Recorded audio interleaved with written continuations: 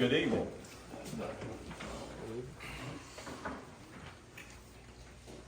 So, as Seth said, I'm just going to tell you right now, I don't get nervous talking. I can tell you that. I talk for a living. I've been talking for a long time for the Highway Patrol, the last 16 years of my life.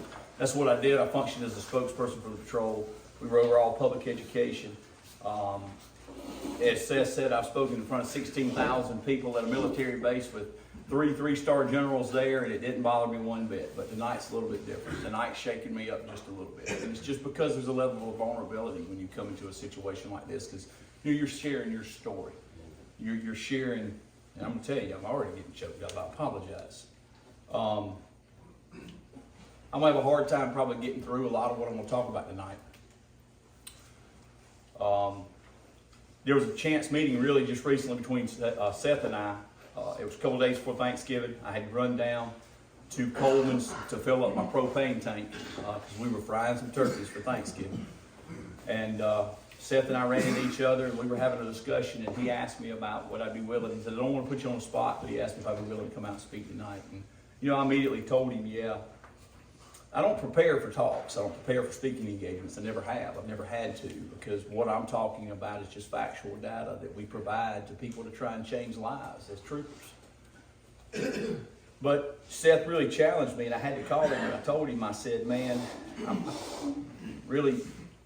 here to tell one particular part of my life and one story of my life.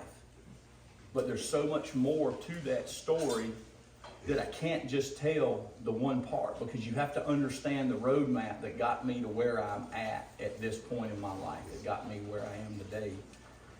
And I said, there's just so much more that I'm leaving out, and it's such a sweet story to understand the ending and where I'm at this point in my life and where God's going to continue to take me. I've got to tell the whole story. It's an impossibility for me to do it in 30 minutes.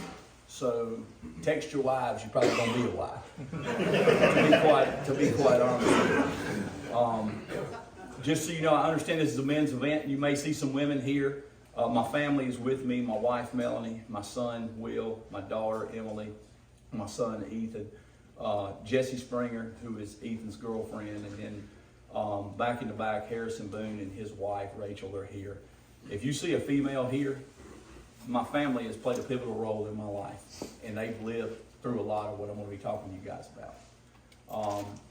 Boone and Rachel are an extension. They were with me through one of the hardest times that I had to walk through in my life, and they're as much family as anybody else. So I'm just going to get cranking. I've tried to prepare. I hope I don't leave anything out, because there's a lot of parts of this story that I don't want to leave out, because I want to make sure that it's impactful in any way that I possibly can, because I'm going to tell you something. God's favor, God's love, and God's grace has impacted my life. Sorry. And has impacted my family's life more than people can ever possibly imagine.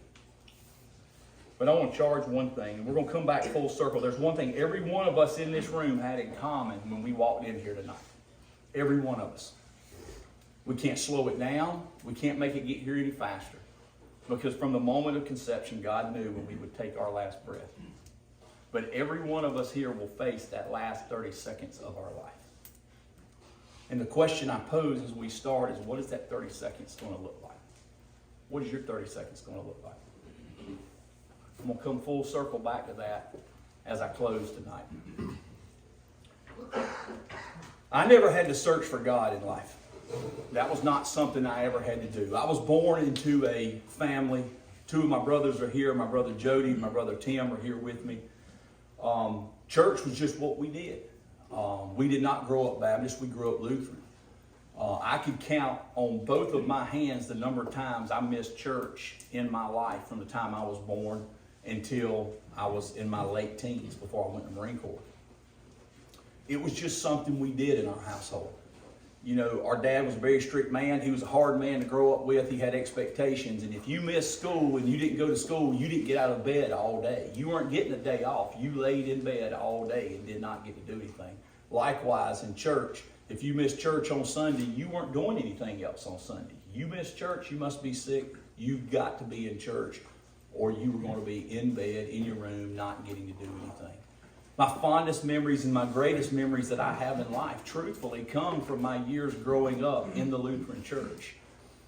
I'm now a member of First Baptist, and you know, it's easy when we're at a church the size of First Baptist to kind of get lost amongst the congregation because there's so many of us there. But I grew up in a very small church at Redeemer Lutheran. There was only about 200 of us in the church, and everybody knew everybody. And in order for that church to function, everybody played a crucial role. We all had volunteer things that we did. We all signed up to cut the grass. The women all signed up to take care of the nursery. The men all signed up to take care of the maintenance issues. When we had a covered dish dinner, every single solitary person brought a covered dish, and we ate as good as you can ever imagine. When we had events at New Year's Eve and all, everybody was there. Everybody knew each other. We knew each other's families. We knew their kids. We still do to this day. But there was something lacking, and I didn't realize what was lacking until I got older. When I got into high school, I was playing ball, and I got invited to come to Emmons Mills Baptist Church to play softball with their team. And prior to that, I had a really close friend named Michael Long who had been at my house. And we were having a conversation one day, and he went to Holly Springs Baptist Church. And I can't tell you what the conversation was, but I distinctly remember what he said to me. He was sitting, we had this chair that was like a swing in our living room, or in our den. He was sitting there and we were talking, and he said to me that he was saved. Because we were talking about God, and we were talking about church, and he's like, I'm saved. And I'm like, what do you mean you're saved? See, in the Lutheran Church, I'm not taking anything from the Lutheran Church by any means. I want to make sure you understand that. But we really did not talk about our salvation. We didn't talk about that personal relationship with Christ. It was very regimented in what we did, much like a Catholic church would probably be. Because, you know, the Lutheran ultimately is a span of the Roman Catholic Church. You know, we'd come in and we'd recite the Nicene Creed, we'd recite the Apostles' Creed, we would have the gospel, we'd have the sermons, the gospel readings, and then the pastor would preach a sermon, but the sermon would be about a story in the Bible, but at no time was I ever challenged to have a personal relationship with Christ. So I see my brother nodding his head, and they both get it. Both my brothers are nodding their head. And my brother Jody and I have had conversations while we were riding our motorcycles before in the helmets, having him telling me kind of where he came. Because ironically, all three of us are now in Baptist churches together. But Michael Long made the comment about being saved, and I just didn't understand that. I didn't grasp it. You just telling me because you said a prayer that you're saved and you're going to heaven? Well, that made no sense to me whatsoever. So fast forward to high school, and I started playing softball, and I went to Emmons Mills Baptist, and when I got to Emmons Mills, every weekend that I was there, Danny, the preacher had an altar call. And he was calling us to come forward to accept Christ. And I'm like, what's this all about? Well, fast forward another year or so, I'm at a lock-in. We had lock-ins in the Lutheran church. I've never known of a lock-in of putting boys and girls in a church together and locking the door overnight. But in the Lutheran church we did. We had lock-ins. And I met this young girl there, and we became kind of close, started dating just a little bit. Nothing real serious, but we went to Burns' prom together when I was, I guess, in about the 10th grade. And Seth, you probably remember this, back in the early 90s, around 90, 91, there was a big push around here, and it was Stand Up for Christ in Your School, Boycott Hell. Do you remember that? And there were shirts that said, Stand Up for Christ in School, Boycott Hell. And what was so funny is where I went to school at Chapman High School, the youth pastor at our church at the time at Emmons Mills was actually one of the principals. And he pushed those shirts on us. And we all wore those shirts to school, and then he sent every one of us home the next day because it said hell on the shirt.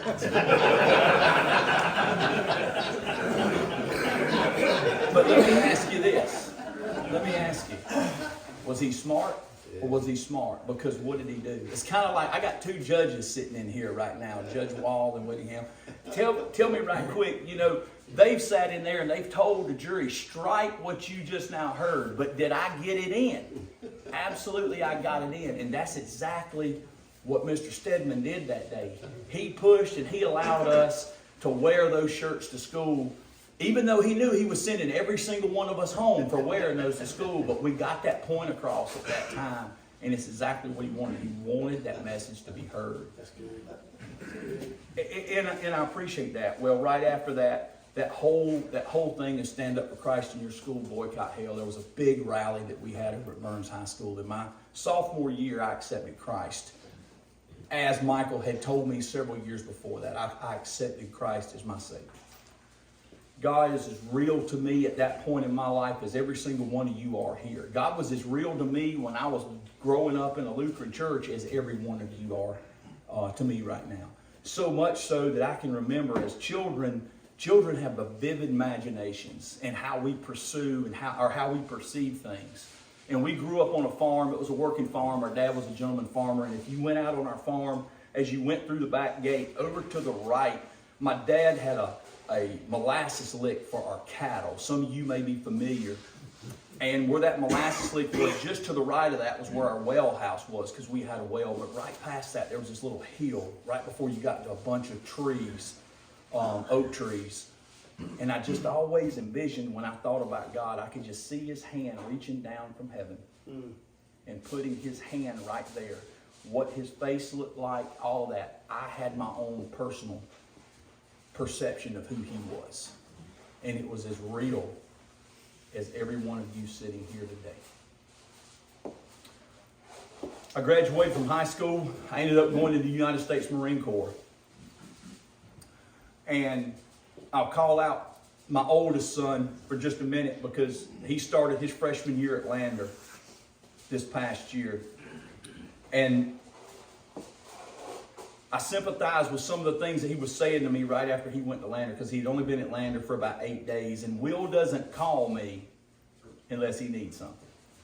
When boys leave, they just don't call you unless they need something. So Will called me that night, 8 days after he'd gotten to Lander, and I could tell something was wrong. And we were having a conversation, and basically in Will's words, he kind of said, you know, Dad, college is just dark.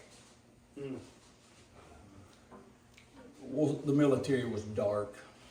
That was a time that I probably got pretty far away from Christ. I didn't not know him, but I got pretty far away from Christ, because just like in college, when young folks go to college and they don't have mom and dad standing over the top of them with a finger on them anymore, they have choices that they have to make. And life's all about choices, and the choices that we make impact us forever. And so during that time frame, I kind of fell away from church, because I never darkened the door of the church other than when I might have come home on a weekend the whole time I was in the military. But I still knew who God was. He was still as real to me, again, and I keep saying that, as every one of you are tonight. After I got out of the Marine Corps, I needed a job. I did not know exactly what I wanted to do, but I can tell you bagging groceries at Bilo and Lyman was not paying the bills. And I had gone back to school. I was at SMC, and I met a guy there, and he told me, he said, man, why don't you come to work for the Spartanburg County Sheriff's Office? It's like, why would I do that? Why would I be a police officer? And he said, well, they have a college reimbursement, tuition reimbursement. And I was like, wow, you know, when my GI Bill runs out, I can jump right on that and finish up college. Well, little did I know that I was going to go to the sheriff's office and just absolutely fall in love with what we did, and spent the next 26 years of my life in law enforcement. Of course, I made a change. We'll talk more about that. Well, moving on into my law enforcement career, very short time after I got into law enforcement, I ended up getting pulled by a federal grant that was pushed out into community policing. We have what were called resident deputies. We had 14 resident deputies that started at the sheriff's office around I went to work for the sheriff's office December 22nd, 1995. And I went to the resident deputy program, and it was such a wonderful program, because we went into communities, much of what you guys are doing right here at Fire Pit Ranch, going after those young people that need it more than any, just like what you were talking about, Jacob, those kids that when you're just that short period of time that you're not with them, it changes their life. It changes the entire trajectory of things that happen. Well, the notion of community policing is you inject a law enforcement officer into a high crime area within a community. You work into that community, you become a member of that community. You want everybody in that community to know who you are, so that community can depend on you. And we end up coming beside that community as a partner instead of as a law enforcement officer, and kind of empower them to police themselves. They don't need a hand up. They don't need a hand out. They just need us to come right beside them and show them that they have the ability to make their lives better, to change their lives within their communities.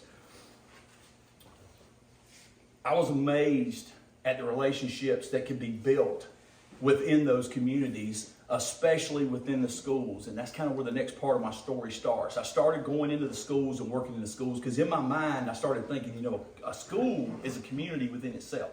There's a lot of lives that are impacted in that school. And I remember walking into Arcadia Elementary School the very first time, and a small little Hispanic child, predominantly a Hispanic community, walked up to me to shake my hand.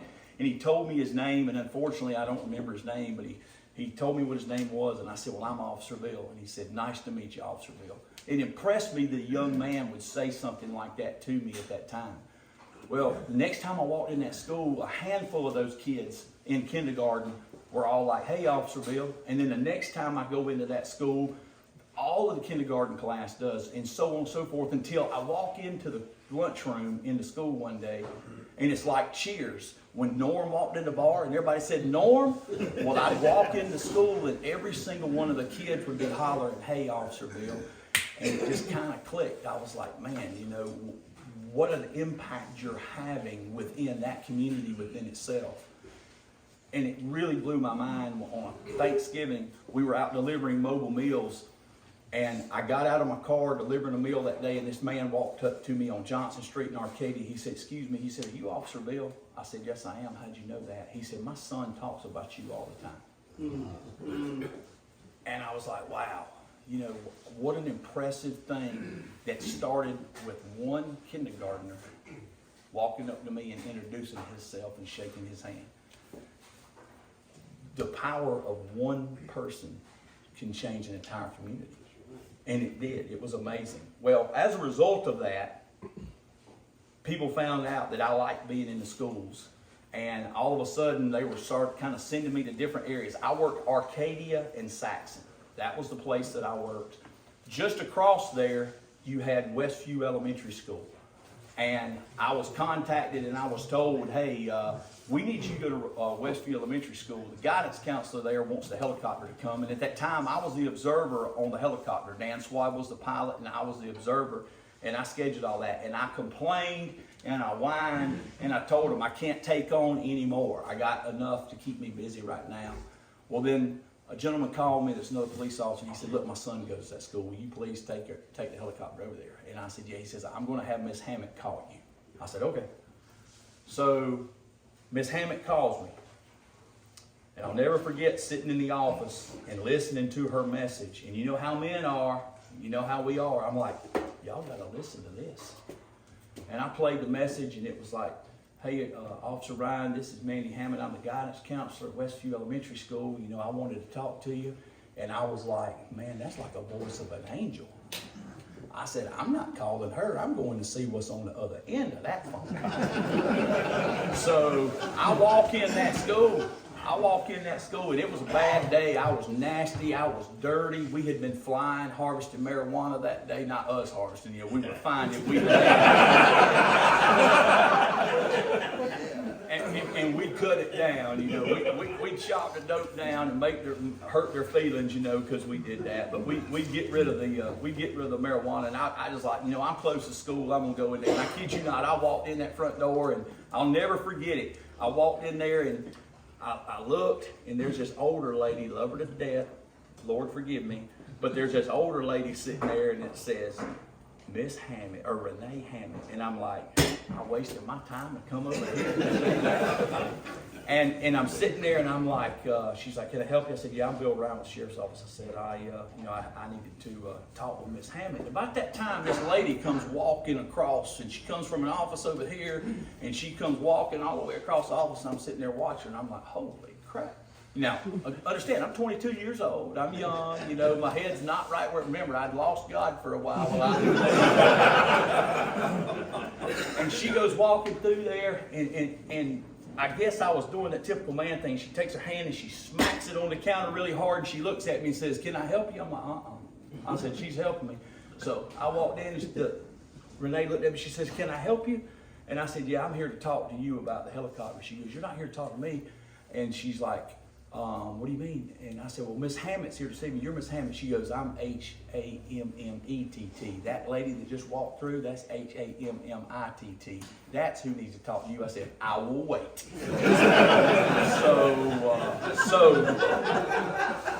Long story short, Mandy was guidance counselor. She did not get the helicopter that year. But Mandy and I, we started talking. She was 10 years older than me. We did not know that she was 10 years older than me. I looked a lot older. She looked a lot younger. But God put me there that day for a reason. God had her call me that day for a reason. Because it was springboarding my life of what was going to happen and what was to come. 3 months after that, we were married. We started dating, and 3 months after that, we were married. But there's an interesting fact to this story. When Mandy and I got married, she had had cancer for almost a year at that point in time. February of 1996, she was diagnosed with stage 3 breast cancer, I believe it was. I can't remember 100%. She was diagnosed with stage 3 breast cancer. She'd already completed all of her chemotherapy, and she was going through reconstructive surgery. Well, let me just go ahead and tell you right now. Cancer to a 22-year-old kid, and I say kid for a reason, because that's what I was. Might have been an adult, but I was still a kid. Meant nothing. You take a little medicine, we move on with life. That's what we did. We took a little bit of medicine, we moved on with life. It was such a blessing, though, that we met and dated in such a short period of time, because the first 3-4 years of our marriage, from 97 up until 2000, we were still just kind of dating. We dated such a short period of time, there was nothing to fight about. Everything was just kind of good. This is where things change. This is where things take a bad change in my life. This is where I'll start to struggle, and I do apologize.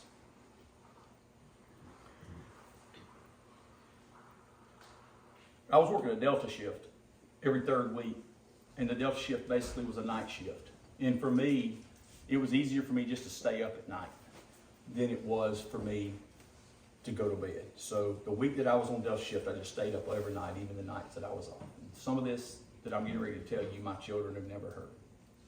My brothers have never heard. So at night, Mandy would go to sleep. She was an elementary school principal at Jesse Bobo Elementary School. I'd sit downstairs and I'd watch TV. I was watching the History Channel that night, and a movie came on, or a show came on about evolution. Should have probably turned it off, but really I shouldn't, because God had a plan. He had a plan the whole time for my life. I sat and I watched that entire program on evolution, and I don't know, but most men are the same. I walk away from that program, and the reality for me is this: if it walks like a duck, if it swims like a duck, if it quacks like a duck, you know it's probably a duck. And for the first time in my life, I questioned, was there even a God? I didn't so much question. I found myself over the next several years trying to disprove any time that a pastor or anybody else would tell us the stories of the Bible. But this is probably only the second time that I've shared this part of my story, because I can tell you the ending, and the ending is so sweet, because I refuse to share my story and to tell my story with anybody, because I personally did not want to be the reason that anybody out there ever questioned the existence of God. It was okay for me to question it. It was okay for me not to believe. But it was not okay for me to cause somebody else to have a reason to not believe. So I wouldn't share that with anybody. But I would ask questions of people that I considered to be authorities. I would ask them questions about dinosaurs. I would ask them questions about, well, how do you prove what the actual age of our world is? I would ask those questions because what I was doing at that time, guys, I was seeking. I wasn't asking, I was seeking. I wanted somebody to give me absolute proof in my hands. God is real, He's here, and He's with us. That's what I needed at that point in my life, but I couldn't find it. Couldn't find it in so much of a way that I'd pretty much accepted, well, I'm not going to affect anybody else's life, but if I die and I go to hell, that's where I go. Because I couldn't find any other way of proving things. Things started changing. God started really working on me. And, you know, one thing I didn't say early on, and I told Seth this, and I'm so thankful that Seth asked me to come tonight, because it's challenged me in so many other ways to recognize where God has been in my life the entire time. Because in reality, when you look at life and you look at from the moment of conception, if you can just imagine this for a minute, it's kind of like God takes a 5,000 piece puzzle and dumps it out. And every single piece of that puzzle goes together. And once that puzzle's done, at the end, when we take that last breath, when you flip that puzzle over, you see your life. But God has weaved that entire puzzle together, and the question is, are you going to like what it is that you see? And that's what God has started doing. I didn't realize that God started doing that in my life at the moment that He started doing it from the day I was born, because of the family I was brought into, or the day I was conceived in reality. But He really had to start working me over at this point. Mandy and I wanted a family. We started the process of trying to have a family, and it wasn't working. She wasn't getting pregnant. We went and we saw several different specialists, and many people have struggled, and they couldn't, can't have children either. They couldn't figure out exactly what was going on. They tested me. I was doing fine. I was able to have children. They went to test Mandy, and they said, look, some of the chemotherapy might have caused her to not be able to get pregnant, but we're going to do some tests to see what we can find out. At this point in time, we're getting close to the time that I left the sheriff's office and went to the highway patrol.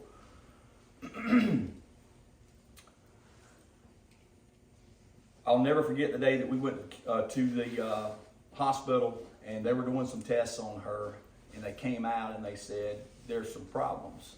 And we're like, what do you mean? They said, well, when we were doing some tests, we found some spots on her ovaries that looked suspicious. They started doing some more tests, and they called us in, and we sat down with Dr. Beard, who was her cancer doctor, and he said, I'm sorry to tell you guys this, but Mandy's cancer spread from her breast to her lungs, to her bones, to her uterus, and to her ovaries. So at first it was, we're going to do a little medicine, we're going to move on with life. Now it was, we got a fight on our hands.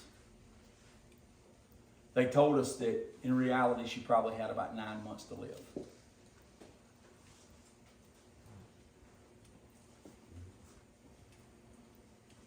I'm sorry.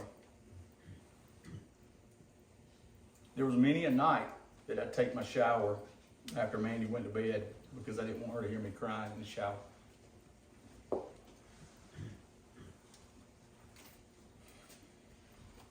Fortunately, there was a doctor at Duke who gave us hope. They did a few tests, and she qualified for a study, and we went to Duke University, where we spent 10 weeks in the hospital, and she underwent a stem cell transplant. She responded extremely well. She was very strong. Stem cell transplant did well. We had an extremely good reaction, and things were on the up and up. Everything was looking good. She was defying the odds at that point. There was nothing for us to be concerned about. That was the first time that, I had to really start thinking, man, maybe God is there. Maybe He's there. Maybe He's just showing Himself to us. After she went through all of that, it was a very long recovery, over a year that she was out of work. Actually, she was working intermittently, but through her recovery. But Dr. Vredenberg, who was our doctor at Duke, he told me, he said, Bill, he said, y'all been through it, man. He said, y'all need to do something. Y'all just need to go somewhere. So I surprised Mandy, and I told her, I said, we're going to Europe for a few weeks. And in 2003, we went to London, France, and Germany. This is the first time God showed Himself to me, 100%. He was talking to me. He's telling me, Bill, I'm there. I'm here for you. You just got to come back to me. We were in Paris, France. We were on the second story of the Eiffel Tower. We were having a conversation with an American couple from California.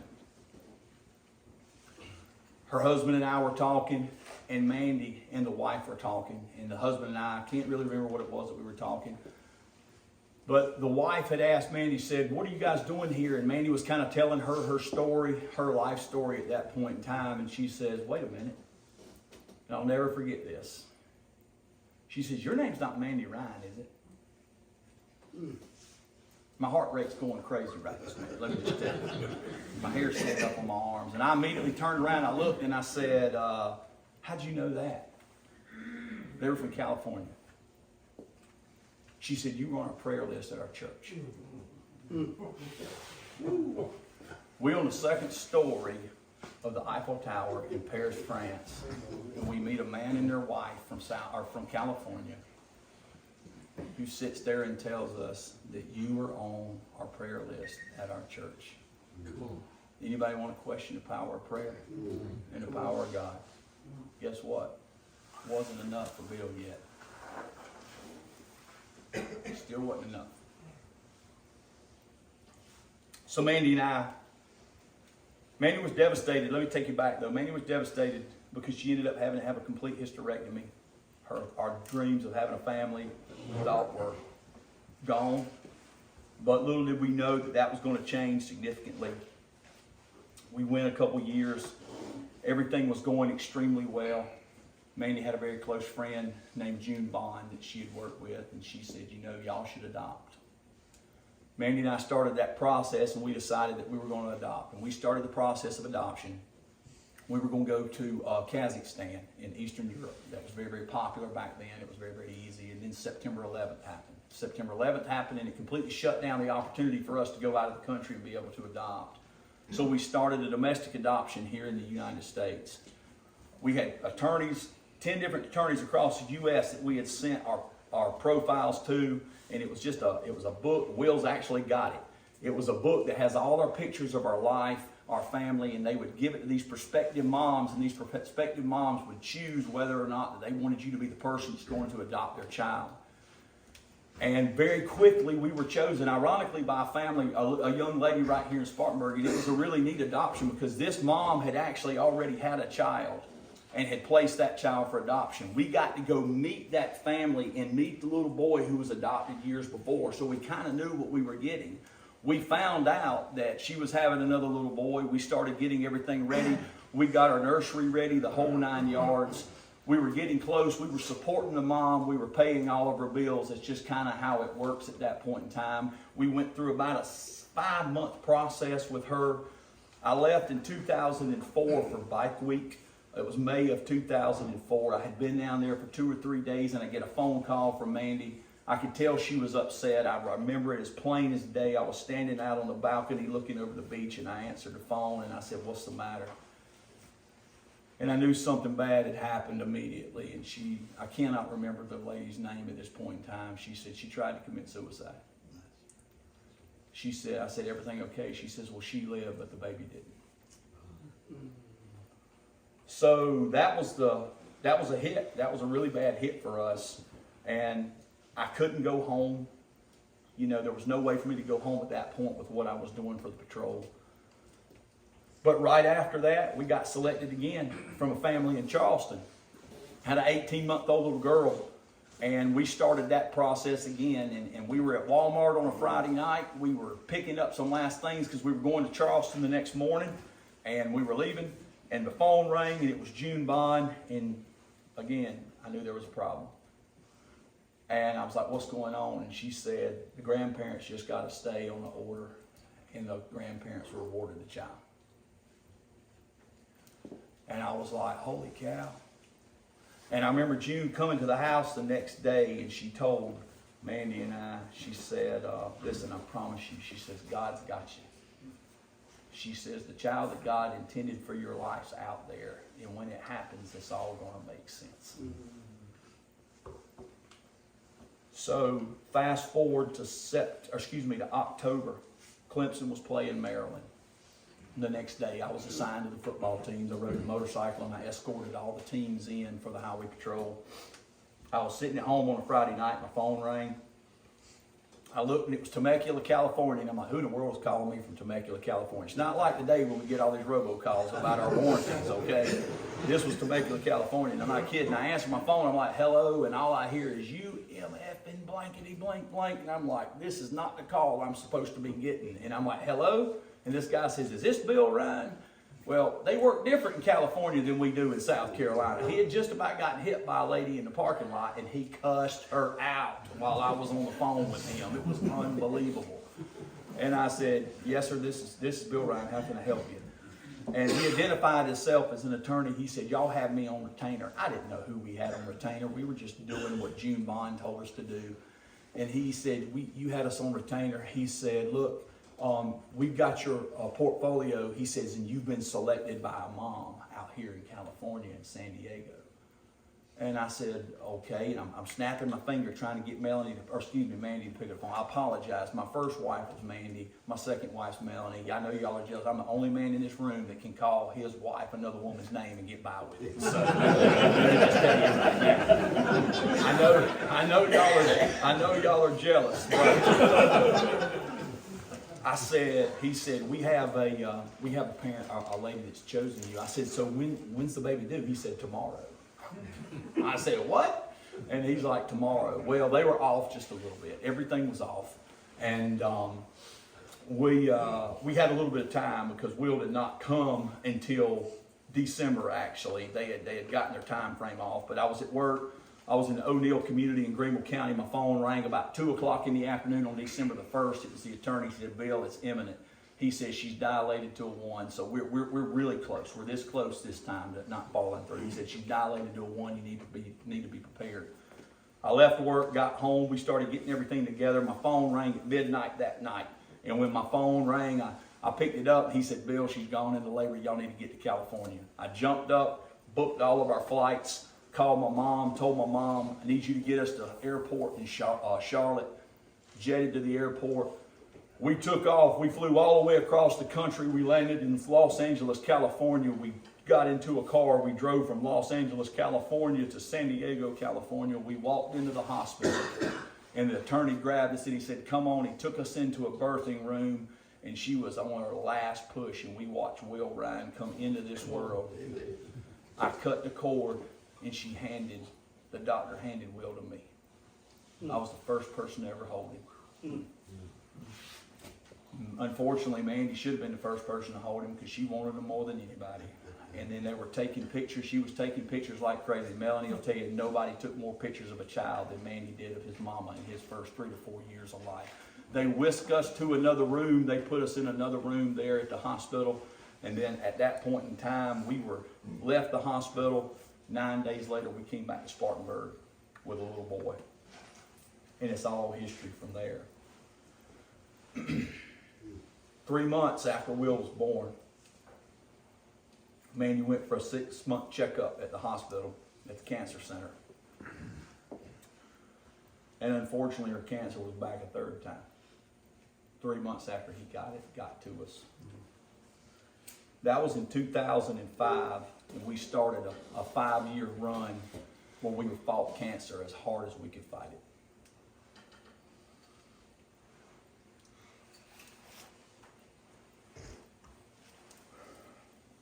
I'm sorry. Will was probably the most laid-back child you've ever seen in your life. He made it easy for Mandy to battle cancer and to be a mom. It just like June said, it was a child that God had planned for us. There was no question about that. I sat back and I watched Mandy walking through cancer, and I remember Harrison and I talking, and we went to a church service specifically for her where they were praying over her, and Harrison said to me that night, he said, she's going to be fine. I believe that. And she is fine. We were at a race in 2010, May of 2010. I'd started racing motorcycles many years before that.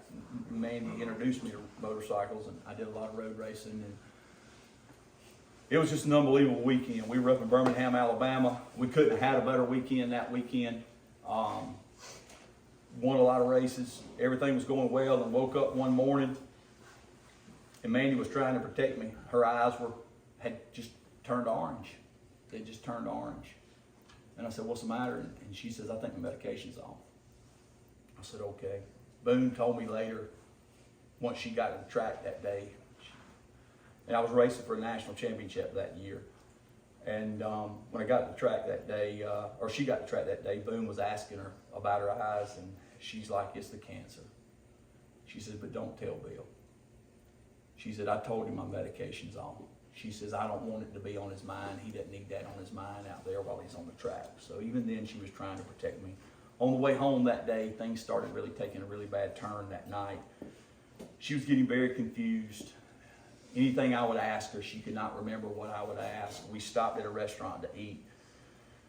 Her confusion was getting worse and worse, and the next morning, we went to the hospital. We called Dr. Bearden. I had a number for him to call him that night. We called Dr. Bearden that night. And he told us that he wanted us to be in the hospital the next morning to see her. And let me just take a step back real quick. Mandy and I had a wonderful marriage. Unbelievable marriage. And I tell people all the time that one of the biggest reasons our marriage was as special as it was is because we were dealt a blow very early with her cancer. And we found out really, really quick that we don't need to focus on the stuff in life that just doesn't mean anything. We've got to focus on what's important in life. Because the little things that we argue and we fuss over, they don't mean anything. But fusses can be fine too. Fusses can be great because, you know, in every storm that we have in life, I once heard somebody say that the air's so much sweeter after a real good rain. So those hardships, we grow from those hardships, but we didn't have any. Because remember, we dated such a short period of time and got married so young, or so quick, that up until the point that our cancer came back, we never really fought. We never really fussed. We were in that wedded bliss stage of our life, I guess you might say. And then by the time we got hammered with cancer again, and once it came back, we never really got ahead of it. We always fought it. It just wasn't worth the fight anymore. When we went to the hospital that next day, Red was with us, Harrison's wife. And Mandy's cancer had just overrun her whole body and her liver. They initially told us that we had about a year and a half. From the time that they told us that, we only had about 4 months. Watching my first wife's walk with Jesus was unbelievable. She was one of the most faithful people I've ever come in contact with. And what I didn't recognize was my wife's walk is what would save my life.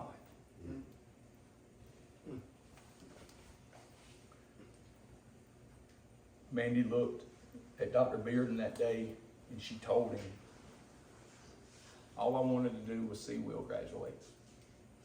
You remember that, Red? Be careful what you ask for. Make sure that you tell the Lord exactly what you mean when you ask him for it, because 1 week later on Monday, Will graduated from 4K. And they made it a point to come to our house and they recorded the graduation, and they actually the graduation was the next day, but they practiced their graduation, they recorded it, and they brought it to our house and they let Mandy watch the graduation. And she got to see Will graduate.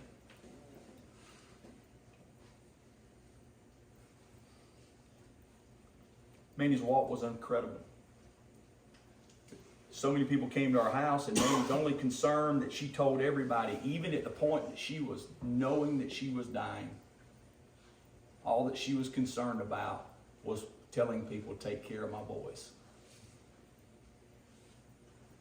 But something I could not understand was the level of peace that she had in her life as she sat there knowing that she was going to die. One of the hospice nurses came into our house, and I found out later that hospice nurse said to me, or said to somebody, she said, you know, if I had a child at home that was just 5 years old and I was dying, I'd be kicking and screaming. I would be going crazy. And she said, but the peace that I saw in her was like nothing I've ever seen in a human being. And there have been people trying to get that young lady to go to church. Not only did she go to church, she went to church that following weekend after meeting Mandy and accepted Christ. Amen. Mandy passed away in my arms.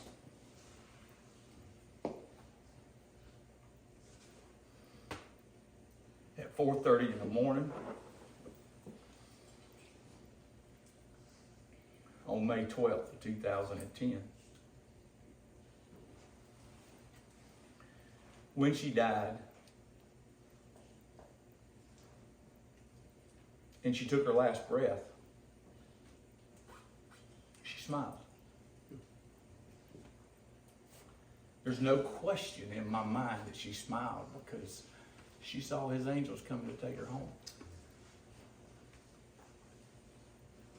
And I don't want you to forget this part because we're going to get into this pretty deep in just a minute. The last three words that Mandy said on this earth was, "I love you," to Will. So the last three things I saw her say was, "I love you," to Will. We're going to talk more about that. After Mandy died, I struggled. I struggled bad. Second time God really showed me He was here. He was with me and His favor was with me. And He was as real as every one of you were in this room. I was having a conversation with Jill Morris at Anderson Mill. And she said to me, she said, "You know, Mandy's walk just reminds me of the story in Daniel of Shadrach, Meshach, and Abednego." She said, "Because by God, she's been through the fire, but you never smelled smoke." She said she never lost her faith. She was always wanting to share with other people. She was always more concerned about other people's lives, not her own. I was crying out, trying to understand what was going on and why I was at this point in my life at my age. Here I am, young guy. I mean, I'm still in my mind, I'm still a kid, and now I'm single dad with a 5-year-old. What am I supposed to do with that? You know, I was wrapped into my job. I was wrapped into work. Mandy did everything, and I'm not embarrassed to acknowledge that. We were standing at the house, and one of the pastors was at the house, and there was just a little break, or just a little lap, I guess, in recalling things. And I was telling her about what Jill had said about Shadrach, Meshach, and Abednego, and we were having a conversation. And the night that Mandy and I got married, we had exchanged Bibles. That's what we gave each other as wedding gifts. I gave her a Bible. She gave me a Bible. That was a pretty good sign for what was to come. And Jan was opening the Bible up, and I said, "Where is that in the Bible?" And she said, "Well, it's in Isaiah." She had that momentary mind slip. It was in Daniel, but she said it was in Isaiah. And as we were having a conversation, I said, "I just need something to tell me that she's there. I need something to tell me that she's okay. I just got to know that she's okay." And Jan opened up her Bible. She just opened it up. She didn't flip. She opened it up. And I'll never forget the look on Jan's face. She said, "Bill, I got to read you something." Because she'd opened it up to Isaiah. It was Isaiah 40:31. And she said, "But those who hope in the Lord will renew their strength. They will soar on wings like eagles. They will run and not grow weary. They will not walk and not be faint." Come on. At the moment that I was searching and begging for Christ to show me that my wife was with Him and that she was okay, pastor makes a mistake, opens the Bible up, and here's the kicker. Mandy had underlined that verse. And that was the only verse in there that was underlined. Number 2, that's the second time God had said, "Hey, here I am. You better recognize it. You better open your eyes." Still wasn't necessarily good enough for Bill. Still wasn't good enough for Bill. I was searching. I wasn't trusting God. I was not trusting God. Mandy was gone. I had lost her. I was searching, trying to find out how could they miss what they missed and Mandy lose her life? Who can I ask questions to? And I start digging and I start searching. I start looking through my visitation stuff to anybody I could call. And whose number did I run across? My wife now. I called Melanie and I needed confirmation for no reason. I needed confirmation on why did they miss what it was that they missed.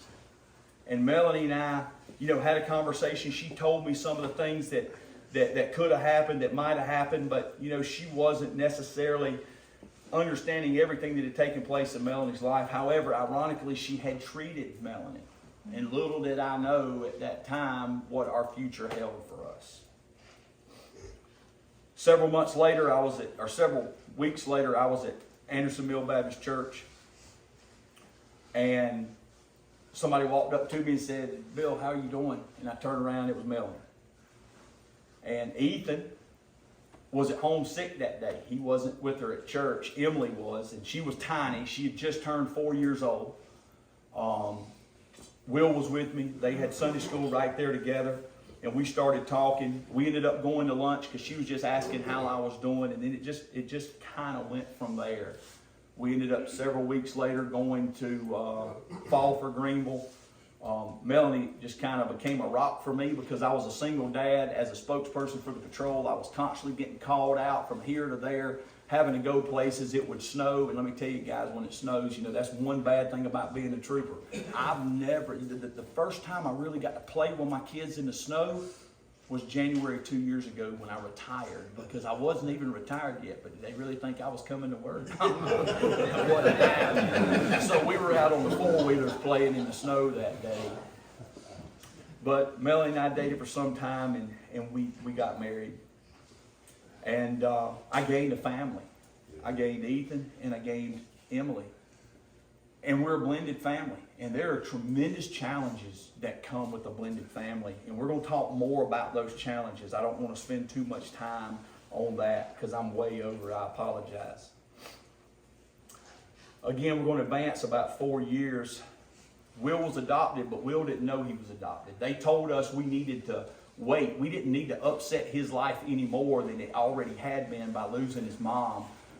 And I knew I wanted Will to know he was adopted before he got into middle school, because I didn't want him. There's enough challenges in middle school that young people have to face, much less trying to find out that they're adopted.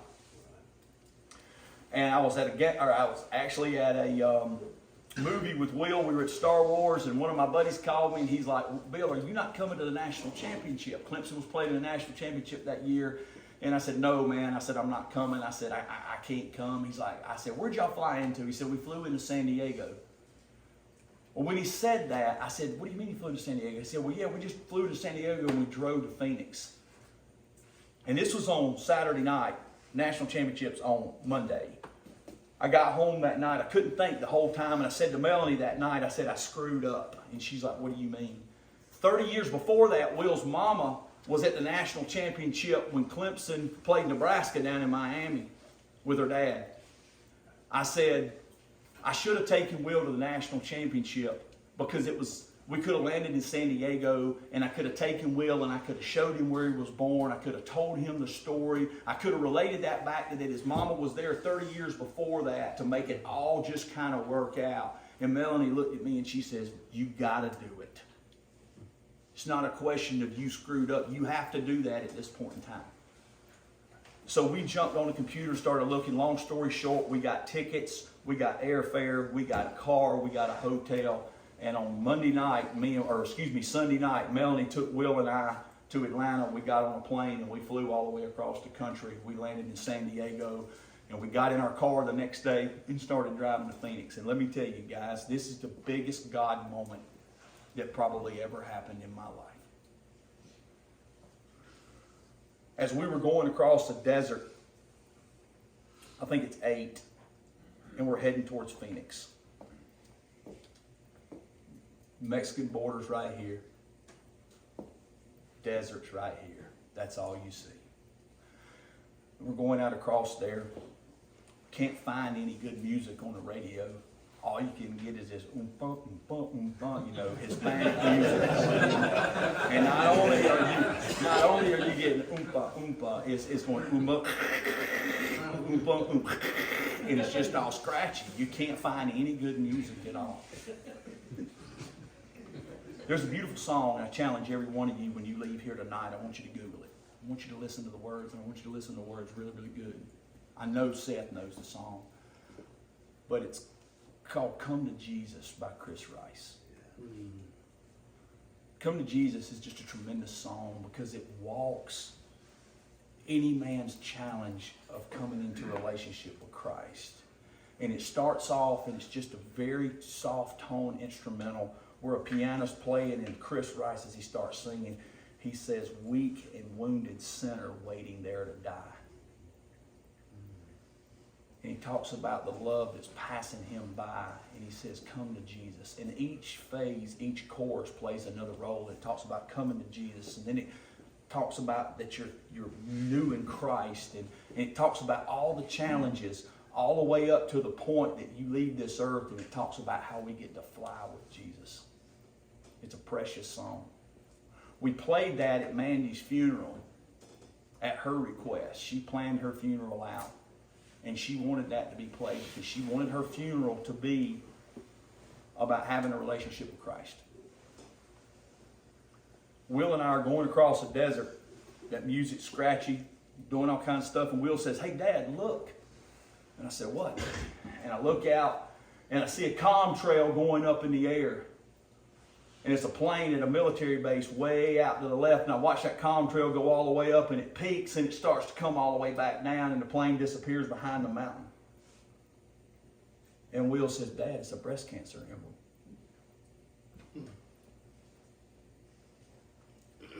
And at the moment that Will says, Dad, it's a breast cancer emblem, as clear as I'm speaking right now, that 6 chord starts on the radio.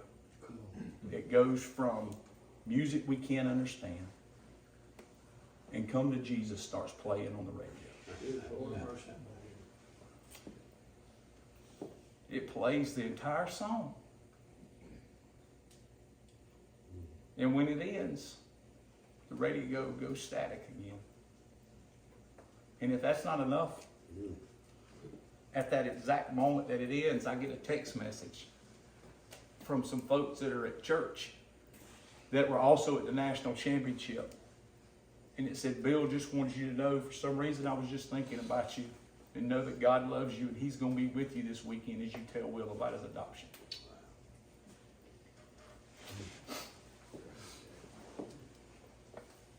That's number 3.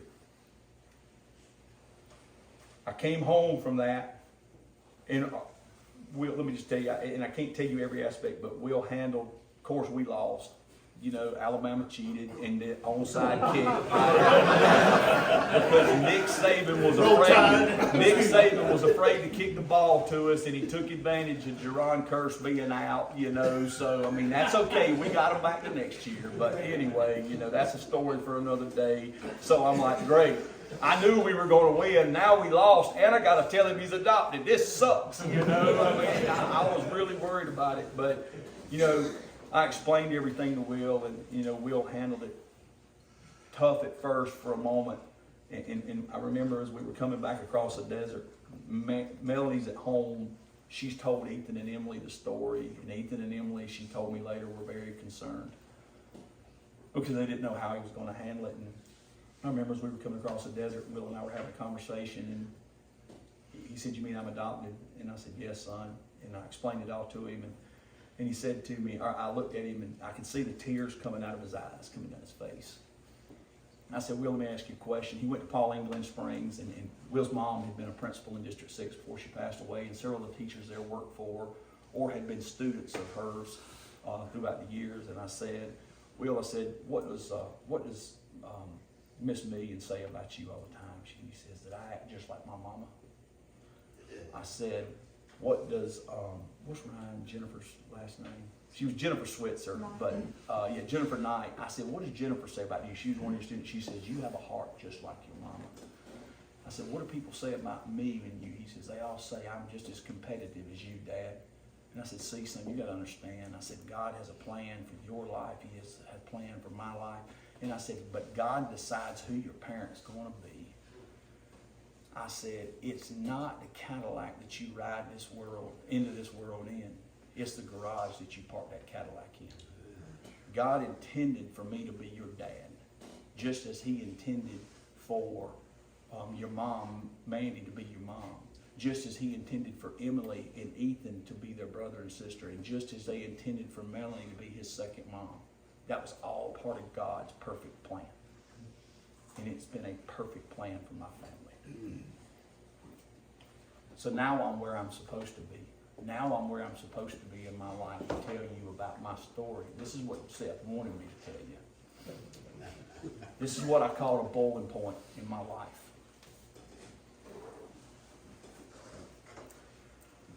September the 7th, I just come home from Hurricane Dorian. I had a very long 2 weeks. I had been in Florida, Clearwater, Florida, at a conference, at the National PIO Conference. I had to leave that conference and come back home because Hurricane Dorian was inbound on South Carolina. I'd had very little sleep. I was very tired. We work extremely long hours. Anytime we have a hurricane, I was working at the State Operations Center.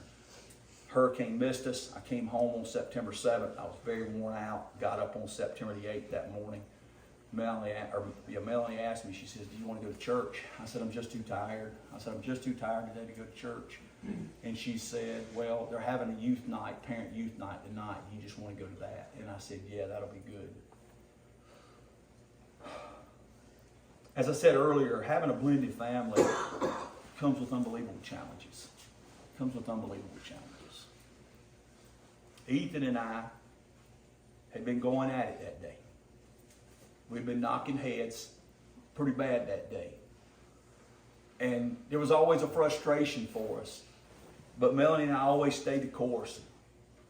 Because of my children, I will tell you this, Ethan was my most strong-willed child. And I want to make it very, very clear. Ethan commonly says, and he jokes with me, he's like, I was a bad child. Ethan was never a bad child. Ethan was just a strong-willed child. Strong-willed as a young man in middle school or even early in high school, that's okay. We can deal with that.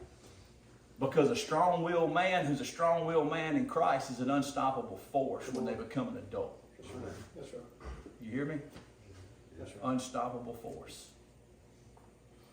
Seth was speaking that night. We got to the event.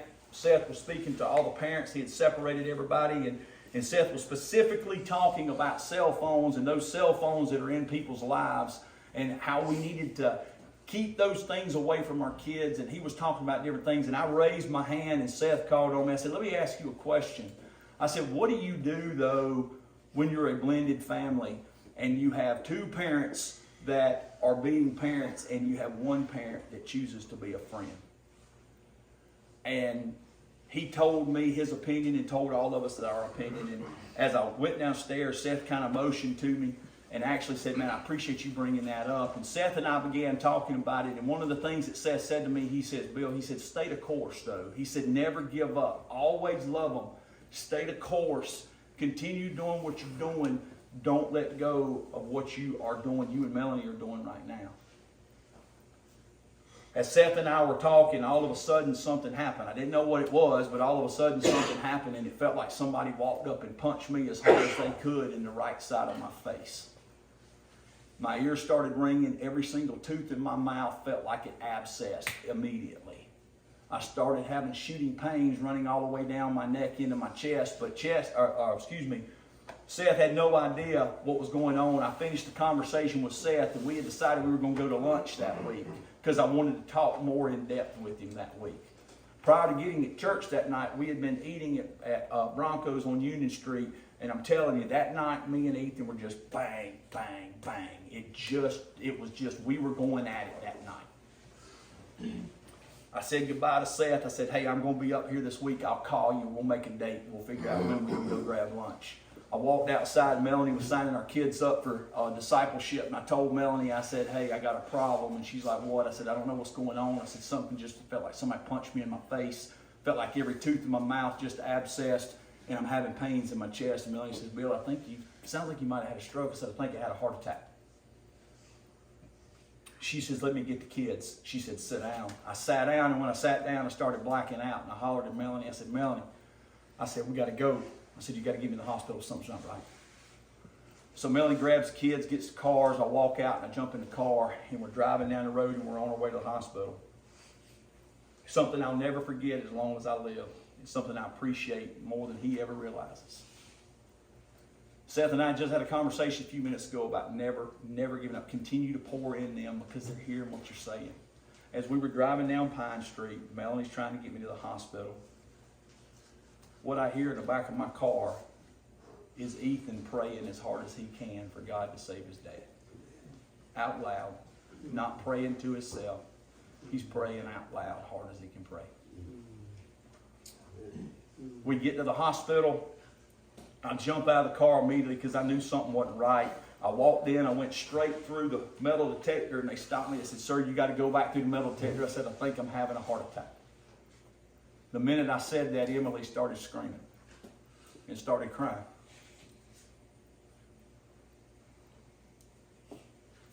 When I looked at her, I'll never forget the fear on her face at that time. Man, the hospital was amazing. They grabbed hold of me. They took me back. I've never seen people working as fast in their life. They were hooking me up to all kinds of machines, checking everything.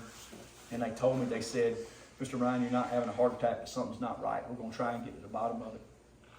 They took me into a room. Is there something else I can help with? No, ma'am. They took me into a room.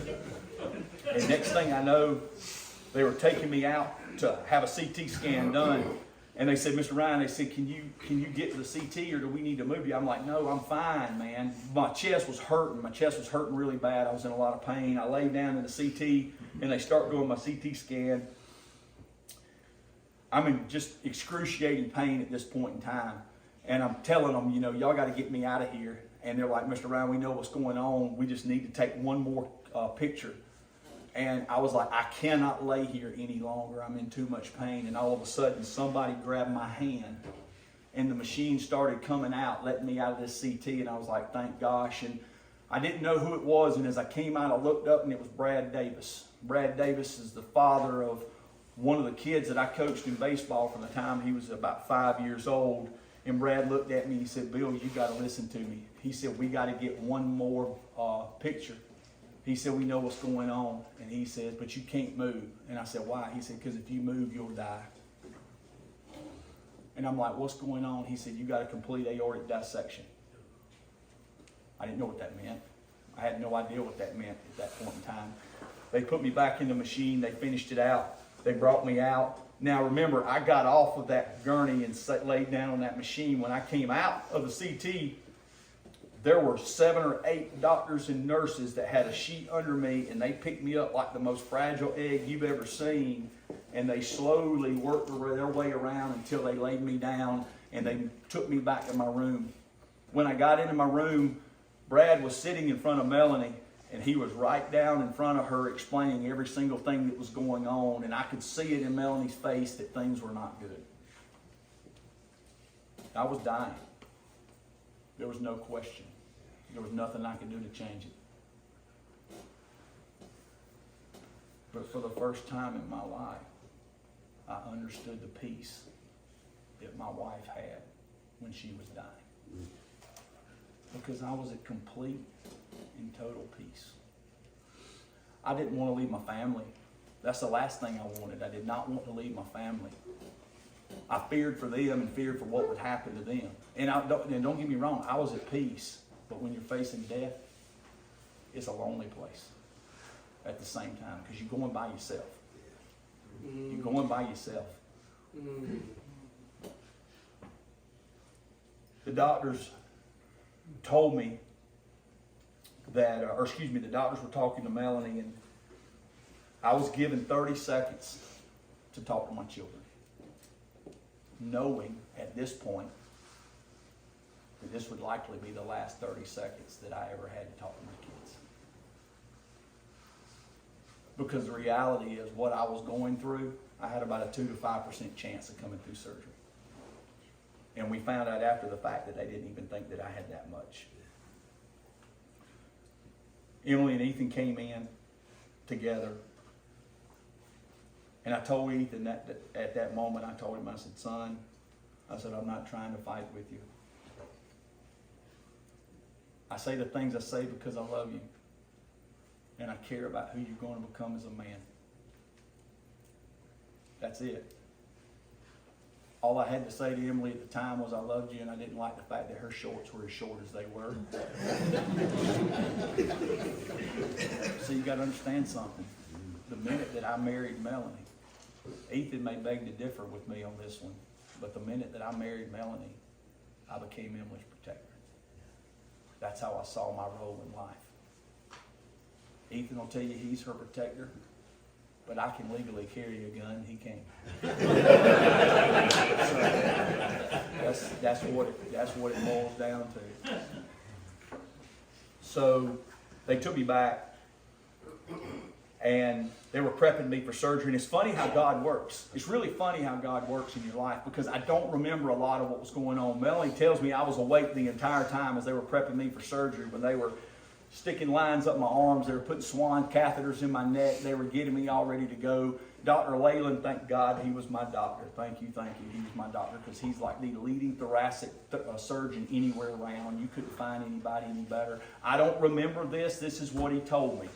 But he said he'd never been under more stress in his life when he did a surgery than he was with me that night. He said, because I looked at him and he was talking to me, and I don't remember this. He told me I said this to him. He said, I looked at him, I said, look, Doc, I said, I need you to do me a favor. I said, my son lost his mom when he was 5 years old. I said, he doesn't need to lose his dad when he's 15. Wow. He said, I've never been under more stress in my life as a doctor when you said that to me. And he said, and I started explaining everything that was going to happen. And he said, and then you looked at me and you said, no offense, Doc, but stop talking and start fixing. I do not remember saying that at the time. I have no idea whether I said that or not, but that's what he said to me. But it's funny the things that God allows us to remember in life. It's funny the things that God allows us to see in life, because as they rolled me back and they were taking me to surgery, and I apologize, when Will came in, I talked to Will briefly, and before I went back, and I just told Will, and I could see the fear in Will's eyes. And Boone, he tells it all the time. I could see the fear in Will's eyes. And they told me that Will was constantly saying, I've already lost my mom, I can't lose my dad. I've already lost my mom, I can't lose my dad. And Boone once again told him and assured him, he said, Will, your dad's going to be fine. Of course, he freaked out when he realized just how bad it was, because he thought Will was going to hate him forever, but it worked out well for him when it comes right down to it. But I remember telling Will that night, I said, just remember this, son. Not only did I tell him I loved him, I said, but every decision you make in life, I'm with you. Because you've been raised, and everything that I've poured into you and Melanie have poured into you, as you walk through life, every time you make a decision, that decision is going to be based on things that you learn from us. So when you decide things, just understand I'll be with you the whole time if I didn't come through. They were rolling me back, taking me into surgery. And the only thing I remember was Melanie was giving me a kiss, and she said goodbye. And the nurse said, no, there's no goodbyes. It's just see you later. Think about it. If we have a relationship with God and we've accepted Him as our Savior, there's no goodbyes. It's just see you later. We're all going to be together.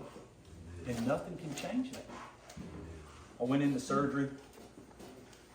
I spent 9.5 hours in the surgery. They had to replace my aorta. They had to replace the aortic valve in my heart. They had to remove both coronary arteries out of my heart to repair my thoracic arch. They had to reimplant the coronary arteries. When they removed the coronary arteries from my heart, they had to invert my bed and put my head in ice water and pack my head in ice. And they told Melanie he will most certainly have a stroke. We'll just have to make a determination after that point on what has happened, what long-term effects is going to happen. They said he will end up having a stroke. We'll go through that. They got through all the surgery. Next thing I realized, when I woke up, my wife was on my right side holding my hand. My sister was on the left side of my bed holding my hand. I was on a breathing machine. They told Mel that I would be on a breathing machine a minimum of 40 hours, 6 hours after I came out of surgery. I was off the breathing machine. Within 24 hours, I was up and walking around. Not walking much, but it was very minimal. As I began my as I began my recovery, I spent 11 days in the hospital. I remember when a good friend of ours from the church came and she was sitting on my bed and she said, "Bill, let me ask you a question." She said, "What have you discerned from your experience?" And I said, "I don't know. I didn't know. I just knew I was alive. I wasn't supposed to be." Dr. Leyland subsequently told Melanie and I at a follow-up visit, he said, "I felt bad telling you that he had a 2 to 5% chance of surviving." He says, "Because I'd never seen that much damage in a human that was still living." And he said, and I firmly thought that when we went into surgery, we would lose him in surgery, because they said the inner liner and the middle liner had completely separated and concaved on itself and ruptured the entire liner wall from his lower descending aorta all the way to his right femoral artery. And he said, in the outer lining of the aorta was the size of an orange. He said, I could have stuck an orange in there. And Dr. Leyland said something that I'll never forget. He said, "Make no bones about it. I didn't save his life. All I simply did was put him back together. God saved his life. And God wants him here for a higher purpose." I had a lot of stress with that comment, because when you're spared that and you realize that you're not supposed to be here, that how many people had gone through what you have gone through that did not survive and are no longer here, I had great stress with that, because I did not want to give that opportunity up that God had given me to share with other people His grace for my life and where I'm at, because I'm not supposed to be here other than by the grace of God. That's just all there is to it. And I look back, I was told that I would never hunt again. I was told I'd never work again. I was told I'd never fish again. I'd never hunt again. I'd never work again. I'd never ride a motorcycle again. Well, a year and 1 month after that, I killed the largest deer I've ever killed in my life. I was back to work 7 months later after 6 months of rehab. And my brother Jody and I and Will, we went on over a 14-day, 6,000-mile cross-country motorcycle ride. So God had other plans for my life, but there's so much more to the story when it comes right down to it. As I look back and I start looking at what was discerned from the entire thing, I start thinking about my will versus God's will. How many of us worry about our will versus God's will in life? Most of us do. See, if it were my will, Mandy would have never died. She'd still be here with us today. But I heard this, Seth, we talked a little bit about this. I heard this recently. It says everything in our lives happen according to God's purpose, to bring glory to Him even in our suffering. Think about that one more time. Everything in our lives happen according to God's purpose, to bring glory to Him even in our suffering. See, this is the beauty of all of it. God's plan's perfect. Yeah. My plans failed. Because without cancer, nothing I've said to you happens to me in my life.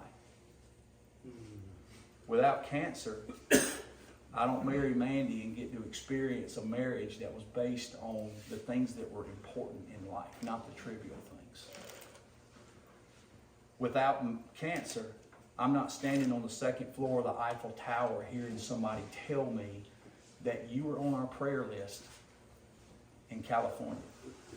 Without cancer, I don't ever adopt Will. Without cancer, I don't get to watch Mandy's walk with the Lord and see the peace that she got to experience when she died. Without cancer, I'm not standing in my house as a pastor holds a Bible, and at the moment that I'm crying out, he finds the Isaiah 40:31 that Mandy had underlined in her Bible. Without cancer, I don't meet Melanie, and I don't end up marrying Melanie. Without cancer, I don't end up having Ethan, and I don't have Emily in my life as my children, as an extension of my family. Without cancer, I'm not going to California with Will to tell him about the adoption and get to witness that breast cancer emblem, and God working in such a magical way that day to show me absolutely I am here. But with cancer,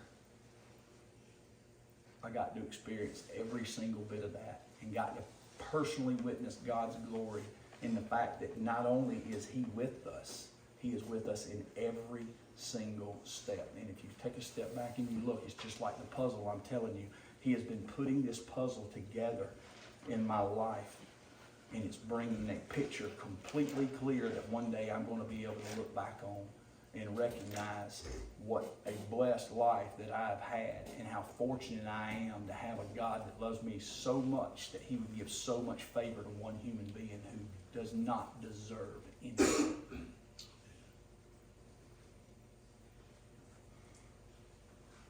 What have I discerned? It's a question I was asked. And as I started, I said to you guys, what would your 30 seconds look like?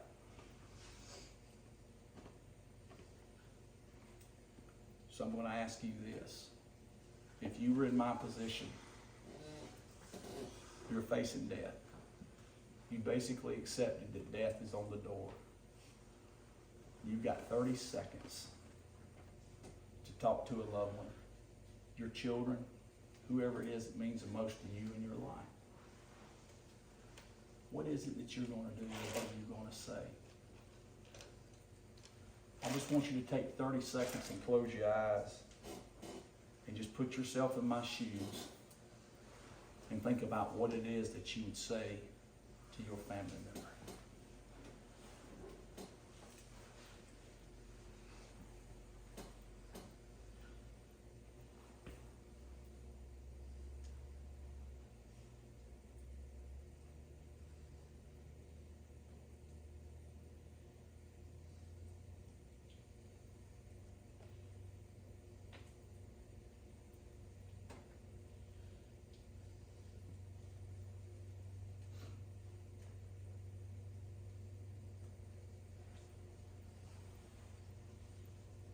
It's a hard thing to do. But here's the reality. If you have to say anything other than I love you, you need to evaluate your life. And you need to evaluate your relationships. John 4:16, 1 John 4:16 says, we've come to know and to believe that the love of God has for us. God is love, and whoever abides in love abides in God, and God abides in him. God is love. And I think you have to define the word abides. It's to dwell in, to remain in, to be present in.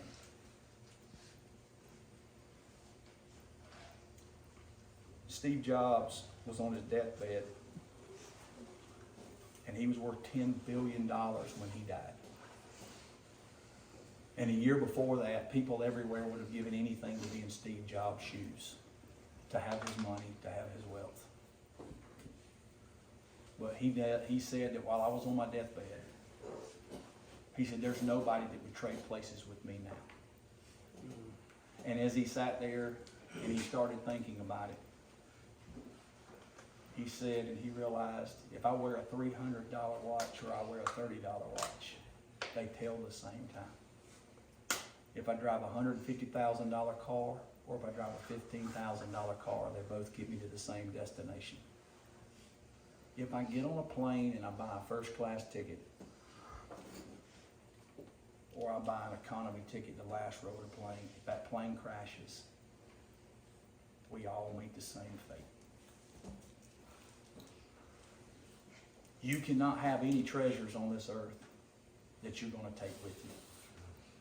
Your treasures that wait for you are what we build in heaven. Your relationships that you have with your family are the treasures that you have that you get to take with you that are going to still be with you. That's why it's so important to be able to simply say to our family members, I love you. Because you build that treasure. That's the one treasure that you get to build here that you get to be with forever in heaven. And I'm going to close with this.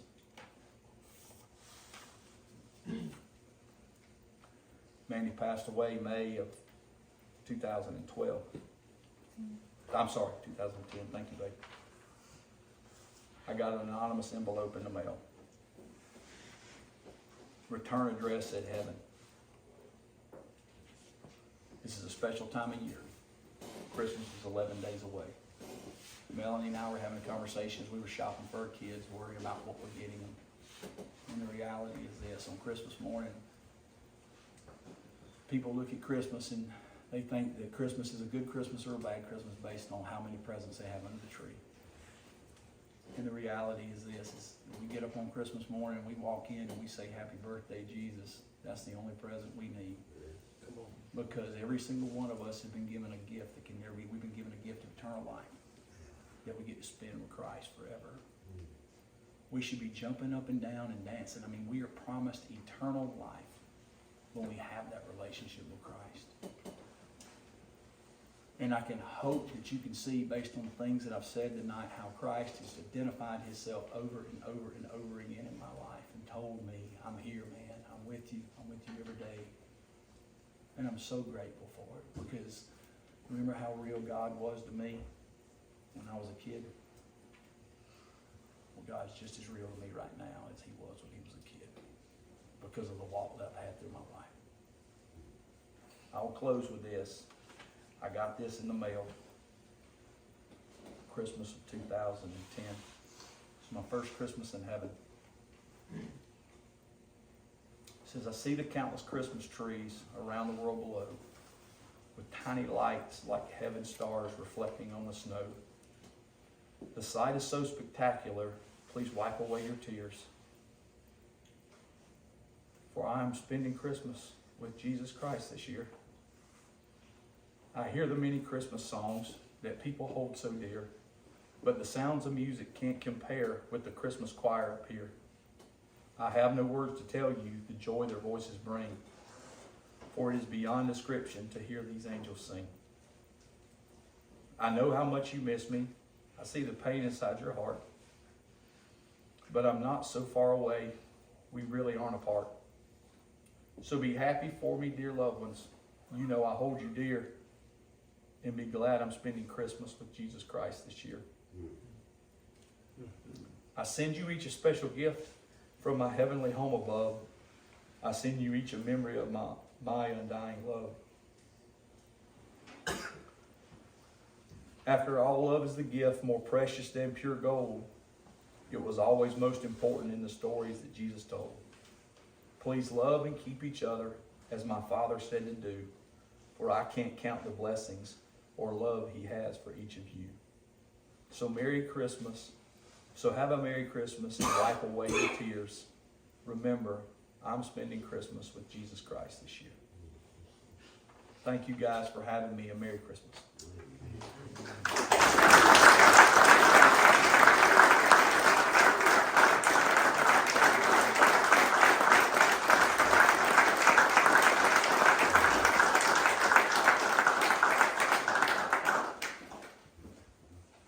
Ask everybody to bow your heads with me.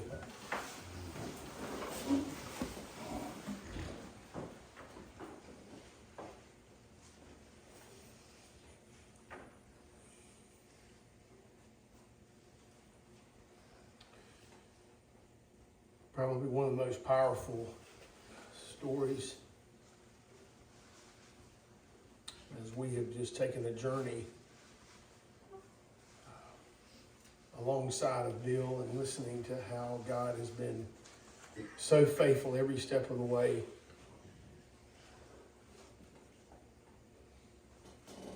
For a time such as this, God brought us all here together tonight, every one of us in this room. There were some that couldn't make it, but the ones that are here, God appointed this night.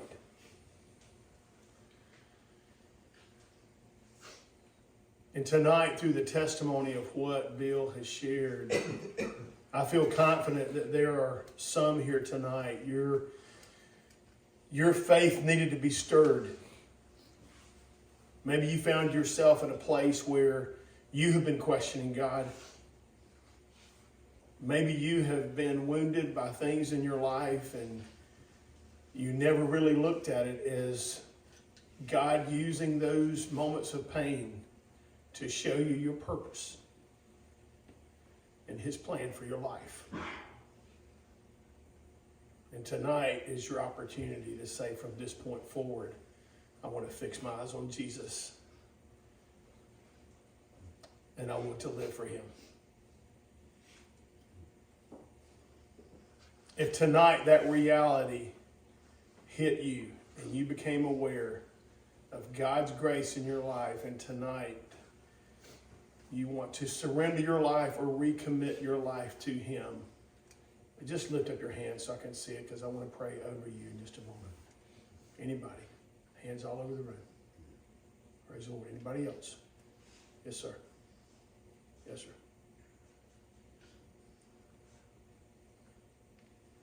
It comes to the point here as we, in making that decision, is saying, dear Jesus, I've tried to do things on my own.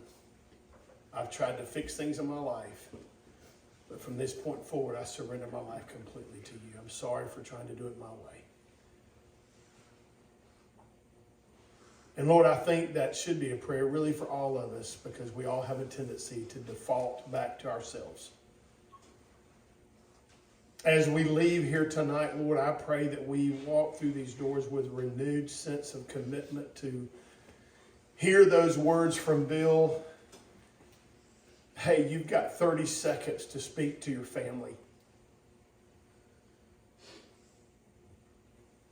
Lord, I pray for each one of us when we get behind the wheel of a car tonight, as we're walking into our house, if there's a relationship with a brother or a sister or a mom or a dad or a cousin or son or daughter, our spouse, Lord, I just pray that, hey, it's not too late tonight just to call them up and say, hey, listen, no questions asked. I just got to call and tell you, listen, I love you and I'm sorry. I want to make things right. Lord, give us the courage to do that. Give us the courage to do that. For we're not promised tomorrow. Lord, I thank you for Bill. Lord, I had an interesting seat tonight watching his precious bride, gazing into his eyes, praying for him every moment of the testimony. I thank you for Melanie. And Lord, for how she really, as Bill echoed time and time again, she's been a rock for him. I thank you for their relationship and for their family. This blended family that is one. Because Jesus Christ is at the center. Father, I pray that all of us would understand that with Jesus Christ at the center of our lives, there's a picture of unity and love and grace that the world is trying to figure out. And I pray that we will live it out before them so they will know the hope that comes at Christmas. Bless us as we leave tonight, Father. We thank you for the stirring that our hearts have received. In Jesus' name, amen. Amen. God bless you all. Thank you so much for coming tonight.